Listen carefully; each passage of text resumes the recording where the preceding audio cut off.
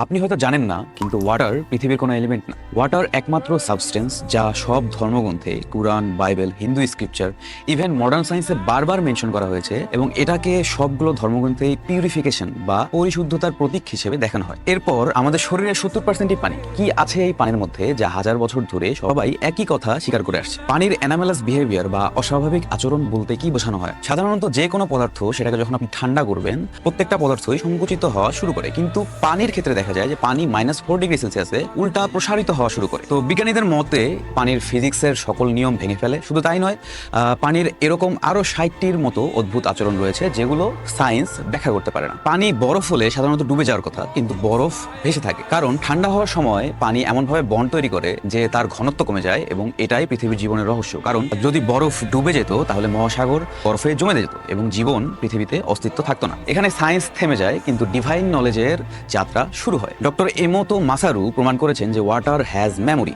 অর্থাৎ পানির স্মৃতিশক্তি রয়েছে। পানির সামনে শব্দ, ভাবনা, এমনকি অনুভূতিরও প্রভাব পড়ে। সুন্দর শব্দ শুনলে পানির ক্রিস্টাল যেগুলো রয়েছে এগুলো সুন্দর হয়ে যায়, আর নেতিবাচক শব্দ শুনলে সেগুলো বিকৃত হয়ে যায়। আপনি কি বুঝতে পারছেন যে আমরা যা বলি, ভাবি, শুনি এবং সবকিছুর প্রতিক্রিয়ায় আমাদের শরীরে 70% যে পানি রয়েছে এই পানির মধ্যে দেখা যায়? আপনি কি এই গোপন সত্য জানতে চান? তাহলে কমেন্ট করুন ওয়াটার, অপেক্ষা করুন আমাদের ফুল ভিডিওর জন্য, কারণ আমি নেক্সট ভিডিওতে যা কিছু বলবো তা সবকিছুই আপনার বিশ্বাসকে বদলে দিবে।